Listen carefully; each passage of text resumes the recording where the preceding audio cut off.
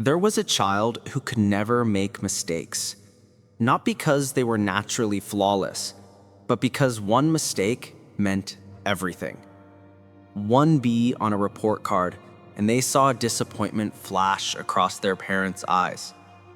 One wrong move, and love felt conditional. One moment of imperfection, and they became invisible. That child didn't chase perfection because they were ambitious. They became flawless because imperfection meant losing the only thing that mattered: being loved. And if you're exhausted from being perfect, if good enough still feels like failure, it's because you were that child.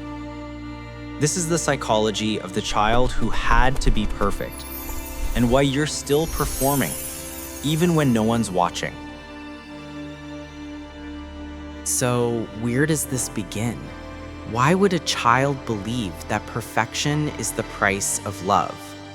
Maybe they had parents who only smiled when they succeeded, who praised the A but questioned the A-, who said, "Good job," but their eyes said, "Not good enough." And the child learned, my value is measured in achievements. Love is conditional on performance. Or maybe they watched a sibling get compared to them. Why can't you be more like your brother? And the child learned, I have to be better than everyone to matter.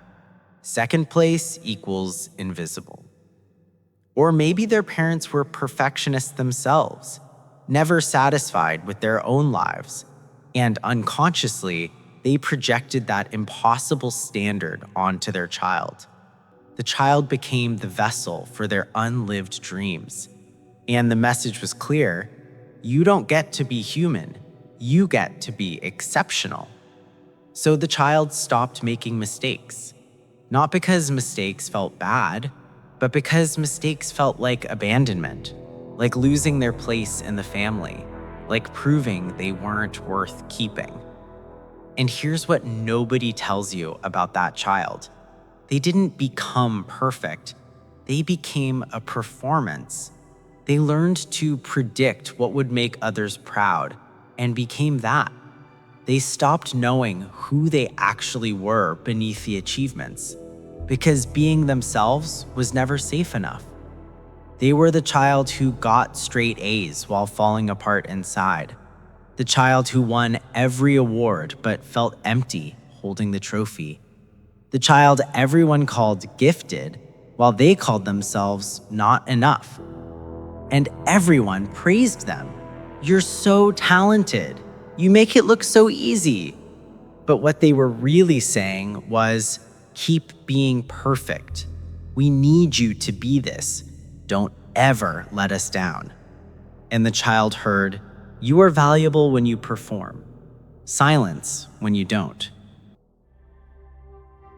Here's how being that child shows up in adulthood. Pattern 1, you can't tolerate mistakes, even small ones. You send an email and immediately reread it 5 times looking for errors. You finish a project, and instead of feeling proud, you obsess over what could have been better. Because to you, mistakes aren't just mistakes. They're proof that you're not enough, that you never were. Pattern 2, success feels empty. You achieve something you've worked toward for years, and there's a brief moment of relief. But it fades instantly, because the finish line keeps moving. Good is never good enough. There's always a higher standard, always something more to prove. And you're exhausted, but you can't stop, because stopping feels like failing. Pattern 3, you're terrified of being average. The idea of being ordinary, of blending in, of not standing out, it feels like death, because you learned that being special was the only way to be seen. Being perfect was the only way to be loved. So average equals invisible, and invisible equals unlovable.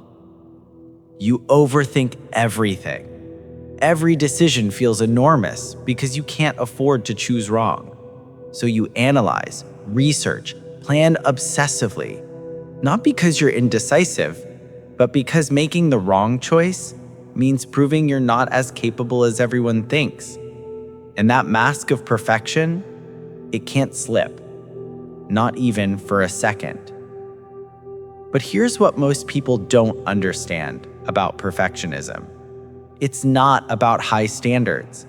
It's not about excellence or ambition. It's about fear.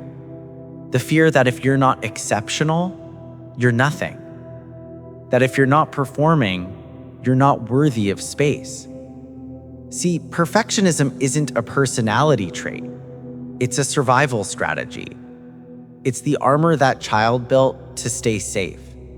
And now as an adult, you're still wearing it. Even though the danger is long gone. Even though you're no longer that child trying to earn love. You're still performing. Still chasing flawless. Still terrified of the moment someone sees that you're human. And here's what that perfection costs you. It costs you joy. Because when everything has to be perfect, nothing can be spontaneous. You can't try new things because you might fail. You can't be playful because play doesn't have a scorecard. You can't just exist without purpose because existing isn't productive. So you trade wonder for control. And slowly, life stops feeling like living. It feels like a to-do list you can never complete. It costs you connection. Because when you're performing perfection, nobody meets the real you. They meet the edited version, the one who never struggles, never doubts, never falls apart. And that version, it's impressive, but it's not intimate. People admire you, but they don't actually know you because you've never let them see the parts you're afraid aren't good enough. It costs you peace. Your mind never rests. There's always something to improve, to fix, to optimize. You lie awake replaying conversations, analyzing what you could have said better. You finish projects and immediately see the flaws. You achieve goals and feel nothing because you're already focused on the next one. Peace isn't in your vocabulary, only progress. And here's the cruelest cost. It steals your present. You're so busy trying to be perfect in the future that you miss the life happening right now, the moment that's good enough, the experience that's beautiful even if it's flawed, the person who loves you despite your humanness. You miss all of it because you're chasing a version of yourself that doesn't exist. But here's what that child who had to be perfect never learned. You were never supposed to earn love. Love isn't a performance review. It isn't a grade. It isn't something you achieve through flawlessness. Real love, the kind that actually fills you, sees your mistakes and stays, sees your average and doesn't flinch, sees your humanness and softens. But you can't receive that kind of love while you're still pretending to be perfect, because perfect isn't a person, it's a wall. Here's the paradox nobody tells you about perfectionism. The child who had to be perfect wasn't trying to be exceptional. They were trying to be safe. Every achievement, every flawless performance, every impossible standard they met, it wasn't about greatness. It was about survival. Because in their world, mistakes meant losing love. Imperfection meant invisibility. Being human meant being abandoned. So they learned to be superhuman. Not because they were special, because being ordinary felt life-threatening.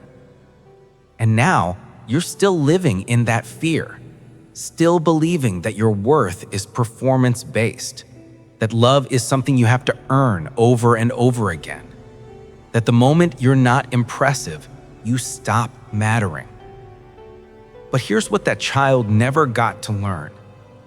Being perfect doesn't make you lovable. It makes you unreachable. The people who truly love you aren't waiting for you to be flawless. They're waiting for you to be real. They don't want the highlight reel. They want the behind the scenes, the messy, the imperfect, the beautifully broken human parts you think you have to hide. Because connection doesn't happen at the top of the podium. It happens in the vulnerability, in the admission that you're struggling, in the moment you stop performing and start being. And maybe that's the real tragedy of perfectionism. It's not that you're trying too hard, it's that you're hiding too well. See, perfectionism isn't about being good enough. It's about never feeling like you are. It's the moving target that promises once you reach this, you'll be worthy. But the moment you get there, it moves again. It's the voice that says you're only valuable when you're exceptional. But exceptional is lonely because nobody can relate to flawless. Nobody connects with someone who never struggles.